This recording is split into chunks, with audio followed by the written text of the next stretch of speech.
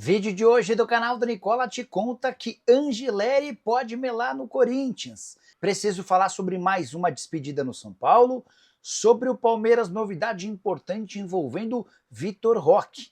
Ele aprontou outra na Espanha e deixou a situação ainda mais complicada para sua permanência no Betis. Falo ainda sobre João Vitor no Galo. Existe essa chance? Tem as últimas do mercado, bastidores, finanças e a alternativa, a possibilidade, a sugestão de uma limpa da seleção brasileira no elenco do Flamengo.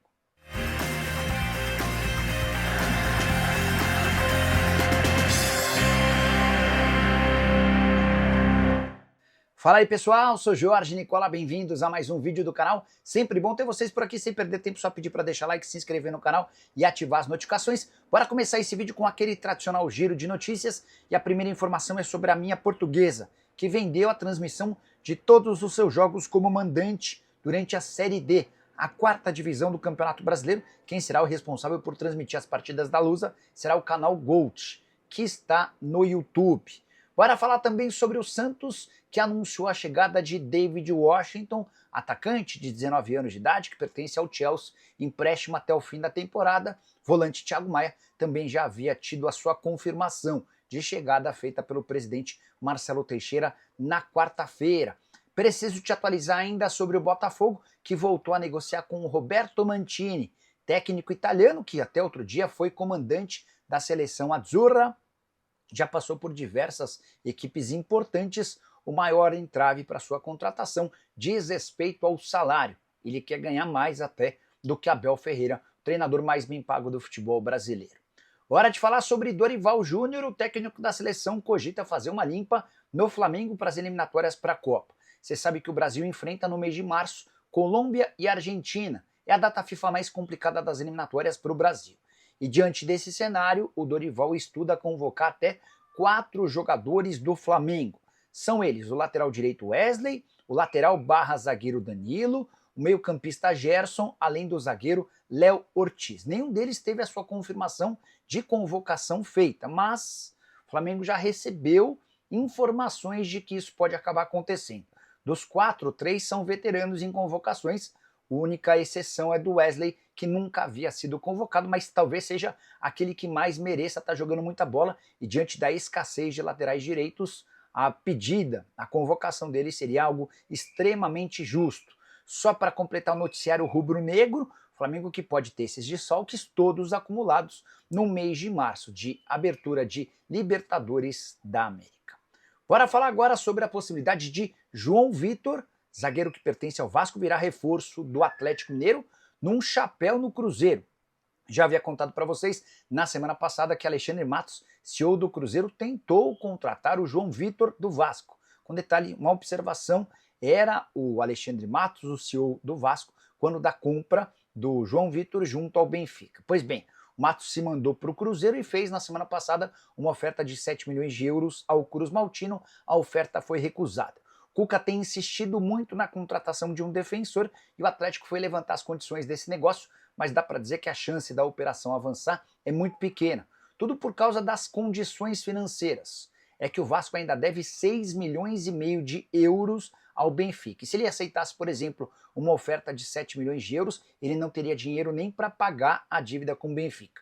Isso porque o Vasco é dono de apenas 70% dos direitos econômicos, outros 30% seguem vinculados ao Benfica. Então, se ele aceita uma proposta de 7 milhões de euros, lhe sobrariam menos do que os 6 milhões e meio de euros que ele deve ao clube português. O fato de a janela estar bem perto do fim, os clubes brasileiros têm só até 28 de fevereiro para registrar novos atletas, torna a coisa ainda mais complicada. O Vasco venderia o João Vitor para o Galo e não teria tempo para buscar um outro defensor. O que deve acontecer é o João Vitor continuar no Vasco e o Atlético vai buscar alguém mais barato e factível nesse restante de temporada. Só para completar o noticiário atleticano, o Galo que também tem intenção de fechar com um volante. Há quem garanta que tem negociações avançadas, confesso que eu ainda não descobri o nome desse volante, que chegaria para substituir o Otávio, vendido para o Fluminense por 1,5 milhão de dólares. Otávio que tinha um custo mensal de 800 mil, entre salários, direitos de imagem e luvas. Hora de falar sobre o Palmeiras. Começando com um destaque internacional que Vitor Roque quer jogar no Verdão, isso não é dúvida, todo mundo já está sabendo. Mas o Vitor Roque deu uma causada, mais uma hoje, lá no Betis. Na semana passada, o atacante brasileiro havia se apresentado com atraso para uma viagem da Liga Europa. Nessa quinta-feira, ele foi expulso aos 37 minutos do segundo tempo, na derrota do time dele. Ainda assim, o Betis acabou se classificando porque havia vencido por 3-0 na partida de ida. Importante lembrar que essa expulsão repercutiu extremamente mal na Espanha. Já existe a suspeita de que ele está forçando a barra para sair do Betis. O cara ainda entra e toma o cartão vermelho, só aumentando e reforçando essa ideia que tem sido criada entre torcedores do clube espanhol. O Betis é um dos entraves para que o Palmeiras acerte a compra do jogador. O Palmeiras precisa se acertar com o Barcelona, que pede pelo menos 27 milhões de euros fixos mais bônus. Depois ainda precisa se acertar com o Betis, para onde o Vitor Roque está emprestado até 30 de junho. Outra notícia importante sobre o Verdão: Felipe Anderson, que havia sido contratado com a fama de nunca se machucar, ele chegou a completar 151 partidas consecutivas pela Lazio, sem lesão ou cartões, vem sofrendo com uma pubalgia. O atleta virou desfalque nos últimos dias e jogos do Palmeiras e ainda não tem data para voltar. Nessa quinta-feira ele participou de parte da atividade, depois se recolheu para continuar fazendo seu tratamento específico. A tendência é que ele esteja liberado para a disputa do Campeonato Brasileiro. Preciso falar agora sobre Matheus Pereira. Pela manhã havia contado para vocês sobre alguns problemas que o Matheus Pereira colecionou enquanto vestia a camisa do Cruzeiro, certo? Quero acrescentar uma outra informação importante. Antes de ser cobrado pelo Alexandre Matos, durante a derrota por 3-0 para o Atlético Paranaense em Curitiba, discussão feia, em que o Matos deixou bem claro que ele precisava respeitar a hierarquia do clube. Alguns dias antes, o Matheus já havia se envolvido em outra polêmica, dessa vez com o dono da SAF do clube, Pedrinho BH. Confusão que aconteceu em São Paulo, o Matheus faltou com o respeito com o Pedrinho BH. Na oportunidade, o Matos não estava, e ele se aproveitou, o Matos, da oportunidade de uma nova atitude intempestiva do Matheus Pereira, dessa vez no jogo contra o Atlético Paranaense, para cobrar o jogador de forma pública. O pessoal do Deixa Disso precisou intervir para acabar com qualquer discussão e para tentar tornar o clima um pouco mais ameno. Matheus Pereira, que conseguiu arranjar confusão com Alexandre Matos, com Pedrinho BH, com outros jogadores e também que não era bem quisto pelo novo treinador do Cruzeiro, Leonardo Jardim. Importante lembrar que na passagem de ambos pelo Al Hilal, foi o técnico português quem decidiu afastar o Matheus Pereira. O pessoal do Cruzeiro ainda tentou abafar o caso, dizendo que essa era uma coisa do passado. Quando surgiu a proposta do Zenit, Leonardo Jardim não fez nenhuma objeção para que o negócio saísse. Hora de falar sobre o São Paulo. Com mais uma despedida, essa tem sido a notícia mais comum do Tricolor versão 2025. Quem está de saída agora é Santiago Longo, volante que não disse a que veio. Ele havia sido contratado por empréstimo no segundo semestre do ano passado junto ao Belgrano. Operação de $300 mil, que teria um acréscimo de mais $200 mil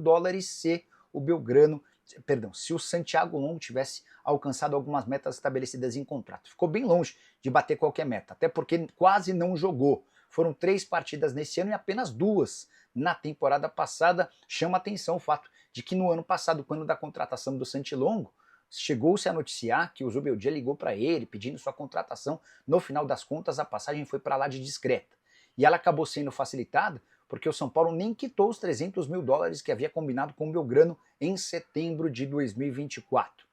Com a saída do Santiago Longo, o São Paulo se aproxima de 20 baixas no seu elenco. Na comparação com o ano passado, é bem verdade que quase todos os atletas que saíram com pouco espaço, nenhum deles titular absoluto, pelo contrário, eram atletas que ocupavam espaço e que garantiam um valor alto na folha salarial. Vocês sabem que o São Paulo precisa reduzir sua folha para conseguir um fluxo melhor de caixa e também para respeitar o orçamento.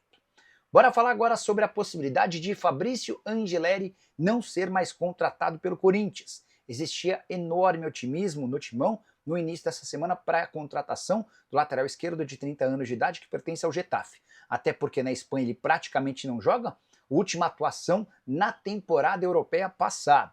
Diante desse cenário, o Corinthians fez uma proposta de empréstimo sem custos, com opção de compra por valor baixo, mas o Getafe acabou encontrando outros interessados dispostos a pagar mais. E o Corinthians deixou bem claro desde o início que não pretende entrar em leilão e nem quer gastar nada com um jogador de 30 anos de idade que tem números pífios no futebol espanhol. Ele só conseguiu ser titular em 10 partidas durante 2 anos e meio de campeonato espanhol.